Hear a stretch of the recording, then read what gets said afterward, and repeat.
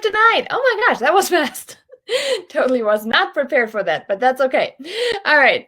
So welcome to tonight's training in which we are going to discuss another way for you to leverage your business, because this is what it's all about. And actually, I think I kind of need to take a step back because I was asked this week, what is it exactly that you do? And I don't think that I quite answered it.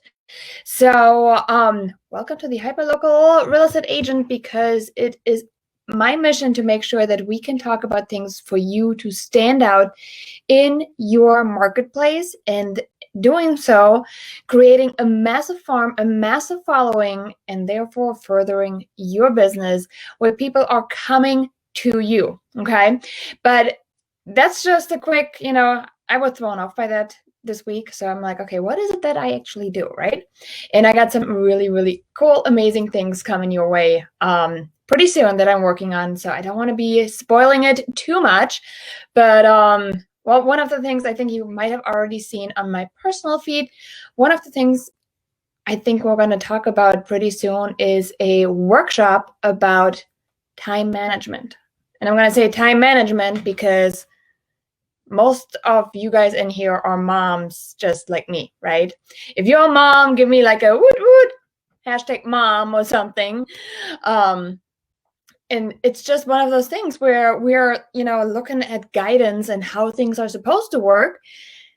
And there's nobody. I hate to say it, but there is nobody. There is you have your time management people, you have your 9-to-5ers, you have your time blockers, but there's no mom schedule. Anyhow, I'm ranting on something. I'm jumping ahead. That's not what this is about tonight. Tonight, we are going to talk about how to snowball one deal into more. And there is a lot of amazing stuff coming your way. So let's dive in. But I'd be excited to tell you guys more about the workshop if you want to hear more about it. But we'll save that for the end. Let me know where you guys are watching from. Just pop it in the chat box and say hi. I promise I don't bite. Many new people too in the group, so always fun to get to know more of you guys. I love to get to know you from all over, most of them US. So I've had some amazing connections in here with agents, so super excited for that. All right, and then there it is. We're going to talk about leveraging our business tonight and any existing business that we do. Okay, so I want to make sure my screen pulls up here, because every Monday we are talking about some sort of neighborhood marketing strategy that is either something that you can consider implementing in your business, or that is something to further your reach inside your neighborhood. And tonight we are talking about leveraging existing business, okay? And we're not just talking about listings that you have, so stay tuned. If you have no listings but you're working with buyers, I promise you will get something out of this one too. So turn one listing into 3, right? You've heard that many times, and I want to tell you exactly the strategy behind it, because everybody just gives you this fluffy little sentence and says, oh, you have 1 listing, now turn it into 3 more. And it's like, great, how do I do that? Anybody with me on this? Anybody ever had somebody say that and you're like, great, how? And this is kind of what I want to talk about tonight. So you've seen the claims. I turned 1 listing into 3 more deals. How 1 listing made me $15,000 more. I started with 1 and it snowballed from there, right? You've seen those claims? I sure do. No, I've seen those claims around. So question, do you want the checklist for buyers and sellers, and where I show you exactly how to leverage it? Not just a fluffy, hey, you want to turn 1 deal into 3? No. I'm going to show you exactly how to do it with an entire checklist. So raise your hand if you are up for an amazing freebie, and I will show you at the end how to get your hands on this. Sound good? So who's talking about the exact strategy? And I can tell you it's not many. So what is behind the snowball theory is what we're going to talk about today. How can you leverage your existing business in a more effective way? Those are those 2 main questions that I want to answer for you. So we're going to discuss leveraging current listings. We're going to discuss leveraging current buyers, and we're going to discuss leveraging rentals as well as renters, okay? So regardless of where you are at on this step ladder, if you're working with buyers, if you have listings, if you are working currently with tenants, that's personally how I got started. It doesn't matter. I promise you, you get something out of this. So let's start right here with leverage current listings, okay? And literally, I am giving you, I'm giving the farm away tonight, guys. So we're gonna talk about coming soon marketing material. If you have listings, sending coming soon marketing material is a great way for you to just stand out from the crowd. You can invite the next 20 houses up the street, the next 20 houses down the street, and the next 40 houses across, right? If there are that many in that street. That is a great way for you to already be standing out differently than the other agents that might be in the area, okay? Stand out, be different. In the beginning, when you have the time, do it yourself. It leads to some great conversations. Once you do have leverage and you have, some money behind you, go ahead and pay somebody to do it, right? Have somebody do it for you. It doesn't make a difference because they still see your marketing material, your name. And if it's something that's left at the door, it's just, they're going to see it. And leveraging that to a point of like, hey, this is something that's different. That's really, really good. Now, currently, I am sending about 200 just listed postcards to the nearest homes. I've started with 50. I grew to 100. At the moment, I'm at 200. I've heard of agents sending up to like 500 out there. I feel like, at a certain radius, once you get too big, it's not as relevant to them anymore, unless you're in a really condensed area. But for many, like 500 house radius around a property, that's pretty big. So I'm currently at about 200 just listed postcards you can send out, and I talk a lot about postcards and how to do them the right way, how to do them the wrong way. I talk about everything in specific in our EDDM mailer course, so if you haven't checked it out, I highly encourage you to take that one. Next up, under contracts, and I think I just had a live in here not that long ago where I wanted to talk about the forgotten mailer. I think I titled it like the forgotten mailer because that's that mailer in between that is allowing us an extra touch, but many people don't do it. And it's like, well, it's something to celebrate. It's a milestone. If I am, past an inspection period, and I talk about, when to send them as well in that video. So if you need me to link you to that video, let me know in the comments. But having that extra postcard going out is just another way for you to say, hey, I got results. Did you see what just happened? It went under contract. So great way for you to stand out in a very, very positive way right in front of the same people yet again. Then, of course, if you sell it, just sold postcards, same houses, that's 3 touches, plus your sign that's in the front yard that they drive past all the time that they're passing that house, okay? So exposure is really what you're aiming for here. So the more they see your name, the more it's getting ingrained, because believe me when I tell you, Janine Sasso is not on their mind when they go grocery shopping, right? And that's okay. As long as it becomes, something that's on their mind when they want it to sell or they're wondering how much their home is worth, totally cool with that. So then the next one, what if you had more than one showing on your listing, right?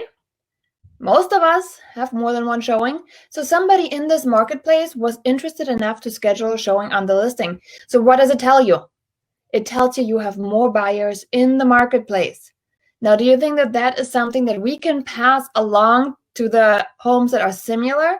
So if you have a 2-story with 4-bedroom, 2 baths and a basement, and you can go into our tax records, and we all have access to it. I'm not going to go ahead and tell you how to find this, but your broker is probably a good resource. Your title company is probably a good resource. Find those stats, find those homes, and tell them, hey, this home was not quite right for somebody, but there's other people still looking. Have you thought about listing your home because it matches so many of the criteria that are in my current listing? Just really reach out, be proactive about what you do. And then last but not least, did you have multiple offers? Because let's be honest, if somebody had multiple offers on a home, somebody lost out, right? Hate when that happens. Happens a lot lately. Has it happened to any of you guys lately? Let me know in the comments. I can tell you I've been victim to multiple offers this summer alone, a lot. Many times successful, sometimes not. It was just not in my client's budget. Somebody had more money. Just the way it goes sometimes, but let me know. So if there were multiple offers, somebody had a really, really high interest to be inside that particular area for that particular style of home. So let potential sellers know in your marketplace. And of course, follow up is key. Okay, so be consistent and have a strong call to action on all your marketing material that comes and follows it. So here's a sample of what you can do for one listing. We're going to start out, right? Just listed postcards to the nearest 200 homes, open house invite, under contract postcards, and then just sold postcards. So that alone are about 4 or 5 touches that you can do on an active listing. And that didn't even mention the coming soon marketing material of like, hey, your neighbor is about to list their house with me, going live on, I don't know, October 1st. Do you know somebody? Please have them call me immediately, right? So that's an additional touch you could add to it. So there is one way for you to reach out right there if you have a listing. What about if you had the multiple offers? This is what I would do if I had multiple offers on my listing. Retarget the same model home. And I just told you, look in the tax records. They have the size, the bedroom numbers. They have the bathroom numbers. It's all in there. Fairly accurate. Obviously not 100%, but that's okay. Fairly accurate. And retarget the same model home. Okay. Here's something you could do. Send them the same home. You could send them a freebie offer. Now, what's a freebie offer? For example, hey, claim your free CMA. What's your home wars, right? How about claim your free staging consultation if you call me before a certain date? Claim your free guide on selling for top dollar or selling with multiple bids in the quickest time possible. Give them something that they would love to have after like the first week after you send that little letter. Then follow it up with a little bit more of a formal marketing piece of like, hey, this could be your house on this flyer, right? You want to make sure that they just remember you. Then a week after that, you can just send them a personal note card with your business card. I highly encourage you to consider using magnetic business cards just because it's easy to be like, yeah, I just really want to finish up this one room before I have somebody come over and look at my house, right? So they can just take that, stick it to the fridge. The side of it is still magnetic, or their washer and dryer. And then this way it is there and they can refer back to it in that week and a half, 2 weeks, whatever it is, how long it takes them to clean up that one last room that is preventing them to call somebody and look at their house, right? And then from there, what I would do is put a quarterly or even a monthly follow-up into place, okay? So you didn't have to take any notes because as I promised you, do you want the checklist for leveraging those sellers? It's all there. It's all written out, okay? So stay with me here because I'm going to let you know at the end how you can claim this one. So shall we keep going? Are we good? You guys are quiet tonight. Can you drop me some like love in the comments? I feel like I'm talking to my like computer screen. It's like somebody. Okay, Chris did say hi. Hi, Chris. I know, right? So let's keep going because many of you guys are leveraging, hopefully, your buyers. So we're going to talk about that next. And I think buyers are sometimes a little trickier, and I'll tell you why. But in an ideal world, here is what we're going to do with buyers. First off, let's make sure we're sitting down with our buyers and really, really, really, really have them tell us what do they want. Most often they don't know what they want. Thanks, Adriana. Thank you so much. I feel less lonesome talking to the computer. So having them really explain to us what they want is a big, big, big, step in this entire consultation. This is why we are different from just opening a door, right? I mean, we listen. We're not just, hey, press this number and the door magically opens. No, we listen. And this is what our clients want. So then after they tell you really, hey, what is it that you want in a home? And this works best if they have like a really specific area. Like we really want to be in this town, or we really want to be in this school, right? That works best if it's kind of one of those scenarios. Because then you can sit down and you can be like, okay, let me look into the expireds. Let me look into the cancels from even the last 3 to 5 years. Okay, who said, hey, I wanted to move and then they didn't? Like those are amazing homes to just sit down, write a personal note to and say, hey, my buyers are madly in love with your area and I am trying my hardest to find something in a low inventory market. Have you considered selling?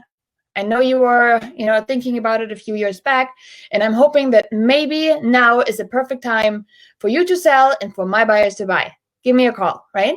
It's really simple to just do that if you have a buyer. Now, here's my big thing about it. Don't lie, right? Don't lie. Big believer in ethics. Make sure you have a buyer. Scour the expireds, scour the cancels, and make sure you see something that might match their criteria, which, by the way, you need to know their criteria. If they come to you and say, I don't know, maybe a 2-bedroom or 4-bedroom, maybe a ranch, maybe a 2-story, yard would be nice, but condo would be okay too. Like that's not going to work, right? And this is why it's really important. We're going to sit down with our buyers and we're going to be like, what is it you want? Why do you want it? And then also, Craigslist postings. Yes, reach out to those Craigslist postings because there's many people that are thinking they can still sell their home if they put it on Craigslist. If you don't know what Craigslist is, it is, it is a cheap version of eBay and a very, very old version of the Facebook Marketplace. So hopefully I described that right. You can also look into Zillow Make Me Move. Zillow has a feature called Make Me Move. Give me a ridiculous amount of money for my house and I will move. Now, many times that ridiculous amount of money that the sellers are wanting on Make Me Move, they are negotiable. A lot negotiable. So keep that in mind. Don't be intimidated because of the price, okay? If the neighbor's home sold for $100,000 less, there's probably a good chance that they're not going to get the price that they're asking for either. Reach out to for sale by owners. If there are still some in your marketplace, make sure you are reaching out to those as well. And those are all conversations that you're starting that you just need to continue, okay? So very, very on the bottom, said proper follow-up is key. If you're starting a conversation, don't stop just because they say no. Say, hey, that's okay. Do you mind if I just check in with you in maybe a couple months if my buyers are still around? Maybe it'll work out then. If they have some sort of inclination of maybe they're going to sell, that's probably a good way for you to consider that relationship started and then continue it, okay? So if your buyers bought at that point, there's nothing wrong to continue to follow up with them just after, 3 years telling me, I'm sorry, my buyers actually bought something 2.5 years ago, but I'd be happy to help you out and find a perfect set of buyers again. Let's work together, right? Number 6, send a I have a buyer flyer. And I am a huge fan of those because they're really nice to customize and just say, you know what, I have a buyer, here's what they need, you have it, I want it, call me. There's no fluffiness about this, okay? There's no like, let me tell you about me. It's not about you. You have a house. I have a buyer. You need to meet. That's really the basics of it. So I've sent 5-liners before. I've sent 3-liners before, and it works. I get a response every single time, okay? It is really short. It is really to the point. It has my contact information on there. And it's really bare bones of what I need from them. I need a house. And if you need to sell, you need to call me. So that's us, just in case I get the question a lot of like, oh, what do you put on your I have a buyer flyer? So that's what I put on there. Now, and then the other one, find a home that matches your buyer's criteria in a hyper local market. So for example, I had a client who said, you know what, I really want a 3-bedroom townhome in that subdivision, and he had like literally a subdivision of 50 townhomes. It needs to be one of the 3 bedrooms, not the 2 bedrooms. So there went half the inventory. And it needs to have a basement. Well, there went another quarter. And it needed to be an end unit. And I'm like, cool. Let me filter that out. And I did. I filtered it out. I went through I went through the tax records first. Then I went through the subdivision. And I started looking at those homes. And what I did was first I mailed them something. Then I waited a week. And then I walked the neighborhood to the exact same houses. So not everybody was getting the same attention here from me. I skipped the 2 bedrooms. I skipped the 3 bedrooms without a basement. So I was really targeted in the efforts. Out of those, there's still 6 people right now in my database that emailed me back and said, hey, I thought about selling. How much is my house worth? Or yeah, we had it on the market and this is our price, right? So there's a lot of conversations, and now it's just a matter of proper follow-up to get to the end results. So here's a sample one for a buyer. If I had a buyer, what can I do? First, get specific, right? And compile that list. Yes, it might get tedious to really dig into and find out what they want, but don't shy away from digging Zillow, Craigslist, FISBO resources, anything that might turn up a house that matches their criteria, because now you are starting a conversation with sellers, right? Yes, it's time consuming, but the payoffs are great, right? We're not just going to find a house, we're also going to find new listings. And now, see, I jumped ahead. Oh, well. So to send a buyer flyer, that's kind of like what I do. So I send a buyer flyer, then I wait a week, then I go door knocking, and I'll leave a door hanger or something on those homes that I just targeted that week before. So that's my second follow-up, right? Then that same week, I send another follow-up letter in the mail. So that way now I'm at 3 touches. Then from there, they are getting a freebie offer, and we discussed those already in the seller guides. Free CMA, free staging guide, free staging consultation after the other week. And then they get another formal piece of marketing sent, such as, your flyer could be on this house. And then follow up with your personal note card. Again, love the magnets. And then after that, they go on my quarterly or even monthly drip, depending on what happens. So, want the checklist for leveraging buyers? I mean, I promise you didn't have to take any notes. It's all right there, step by step. Okay? So shall we keep going? Because there's one more, and that one is probably a little bit tricky. Well, not tricky, but it got a little curveball to it. So let's talk about leveraging current rentals or renters. The reason I put it in there is because many of us start with them. They are considered the low-hanging fruit. And in my mind, they're not really the low-hanging fruit because they're really not that easy to convert. There are a lot of time wasters in there. But here's what I could tell you, right? I'm like, you're working with a tenant. That's awesome. Let's see what we can do with it. How about we sit down with your tenant and determine what you want?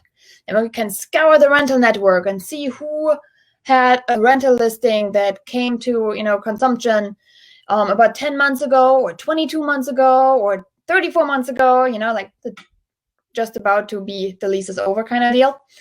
So they're coming to an end. They might get ready for turnover. You get the point.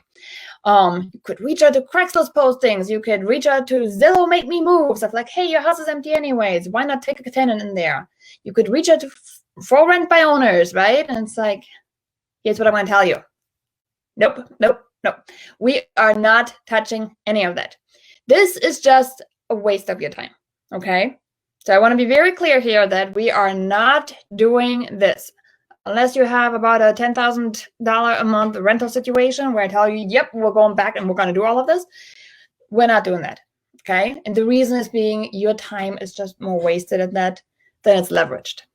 But I will tell you that I will go out of my way for my investors. I will do that. I will blow up my marketing so big that they are just, oh my gosh, this is all she does for only my rental property that she's trying to rent out, right? I will advertise the heck out of them.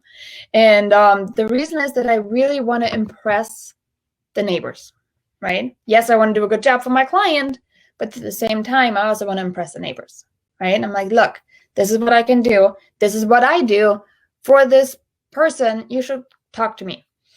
For my rentals, I do send 200 just listed postcards. Obviously, there's no under contract, but I also send 200, welcome your new neighbor. It's not it's not sold postcards really. It's look, we got results fast, that kind of stuff. So I'm very careful on my wording to make sure I'm not, misleading anybody. So also, you get to generate a ton of leads. And here is what I use my my rentals for, really, is a massive list building opportunity. It is not uncommon for me to be adding 200-300 leads into my CRM of somewhat qualified leads. And I tell somewhat because they are not pre-approved leads, right? They are not pre-approval hand saying, yes, please. However, I also know that they have some sort of credit, even though it might not be perfect. And that's just simply asking a lot of them. So that is just there. So they are somewhat qualified and they're going in my database. So I can just continue to nurture them, having them get to know me. And then I continue to make them offers, right? Perfect house just comes along. What would you do? A, call Janine. B, run away. C, move to a different state, right? Just make it fun. Let them get to know you as a person. And again, with that same system here, it is all about follow-up is key. So what would I do for my rentals? So for example, I would send out still the just listed postcards to the nearest 200 homes. If I do have, I personally do open houses on my rental listings for the fact that I don't like to be going to the same place every 20 minutes to show somebody, right? So I kind of like to group it more into like a good chunk afternoon. Virtual landing pages to collect leads. This one has come out of the pandemic, and this one has been amazing to pre-qualify my leads before they go into my database. So big fan of those.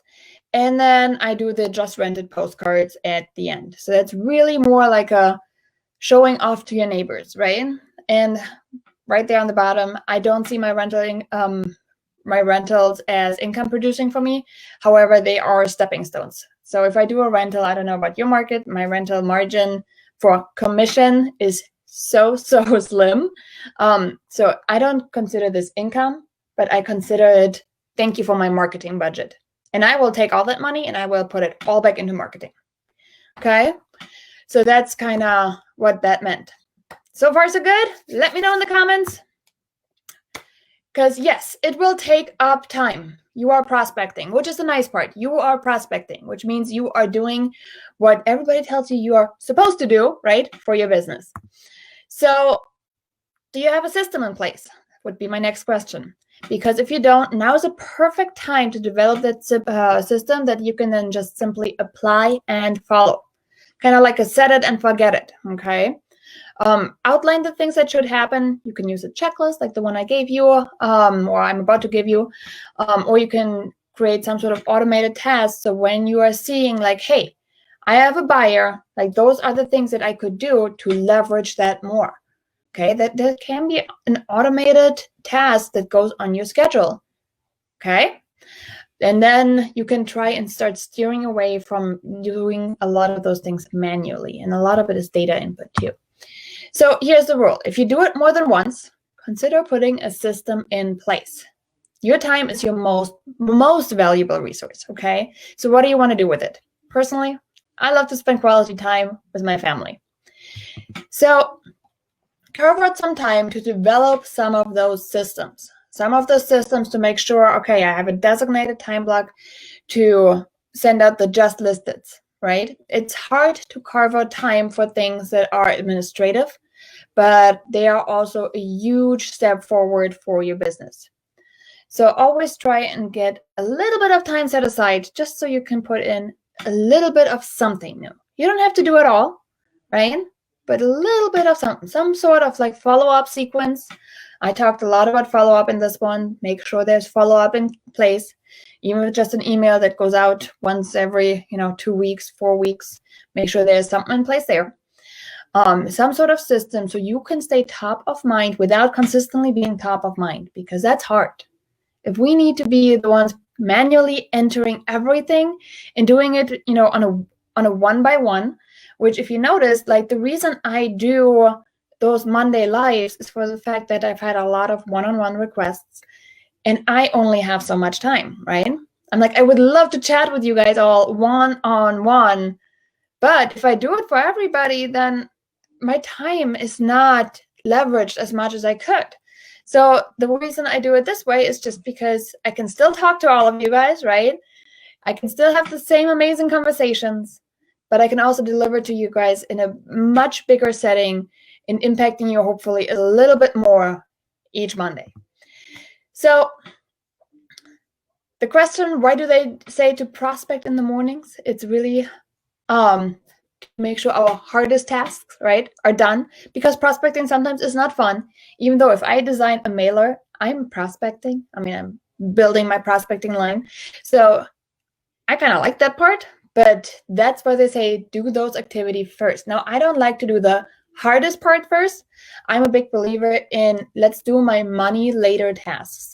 And I'm going to be diving into that a little bit more in the workshop that's coming up. So if you missed my workshop announcement, rewatch the video later, but small recap here. We are going to start working on a workshop that is talking about time management in the most mom-friendly way possible, because many in here are just knowing that mom time management is looking very, very different from, your average Joe's time management. We do not fit in time blocks. We do not fit in 9 to 5s. We do not fit in, hey, let me get up at 3 o'clock in the morning after I just been trying to put the baby back to sleep at 2 o'clock in the morning.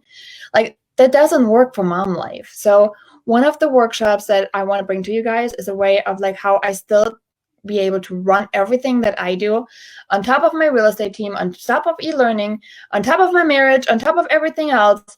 And I want to make sure that you understand it is not about the time blocking, the 9 to 5, the go out and hire people, because there's other ways, and we're going to talk about those. So anyhow, so money later is one of the things we're going to talk about. And the money later, I'll give you a couple scenarios here. Money later is really the things that you're putting in place now that will help you in about 60 days, 90 days. So that's your follow-up, guys. That's what you put into place now, your systems, your follow-up. Prospecting, that's not instant gratification for most of us, right? So we want to make sure that those tasks are accomplished first because they are building our pipeline down the road. Make sense? So let me give you the holy grail of infographics, because I'm totally obsessed with knowing what I do when I do it.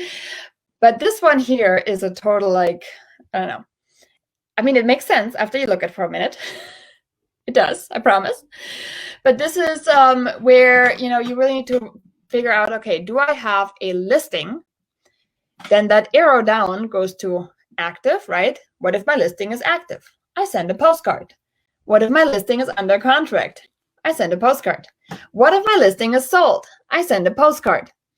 So then the next one is, okay, now were there more than one showing? If the answer is yes, there are more active buyers, right? Make sense?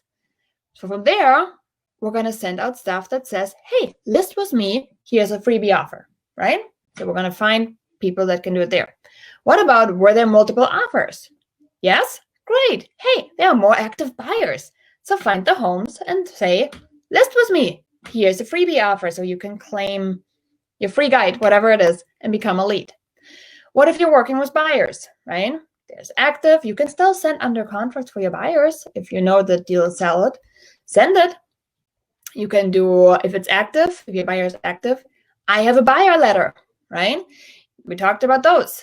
If you have rentals, you can send an active postcard. You can send a sold postcards. All your tenant leads are future buyer leads, okay? They are your future buyers. Treat them as such.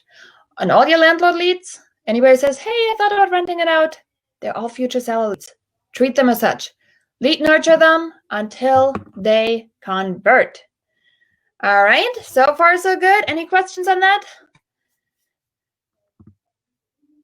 Now it's your turn. How will you leverage your current business? Who are you currently working with? Okay, real quick, let me introduce myself. I know many of you guys already know me, but for those of you that are new, My name is Janine Sasso. I do have an active real estate license. I do sell real estate. I am also the team leader. I do run a 6-figure real estate business. I'm a hyperlocal marketing machine and the founder of the Hyperlocal Real Estate Agent. Welcome to the group. I built my business with 0 sphere, and I'm also a mom of 2 busy kids. So I do know that time constraints are no joke, especially in this business and especially right now. So here is, as I promised you, the buyer and seller checklist to snowball your one deal into 3, so you can see step by step on how to get it. You can get the direct download as usual right there at www.bit.ly/snowballdeals, and S, B, and D are capitalized. I think that makes a difference there. So Snowball Deal, so make sure you type that in just the way you see it here. Okay, www.bit.ly/snowballdeals. And then you can claim your buyer checklist. You can claim your seller checklist. It'll get directly sent to your inbox the minute you submit it. And then it's all yours. Look at it and see how you can fit it into your business. So thanks again for joining the group. Thanks again for being part of the Hyperlocal Real Estate Agent, where our mission is to really make sure we can help you succeed. Thank you so much, Chris. If there's any question, please feel free to just let me know. I'm always looking forward to feedback. I'm always looking forward to how can I help you dive into your own neighborhoods a little bit better. So hopefully this one was really helpful for some of you guys. And happy Monday, and I'll talk to you guys later.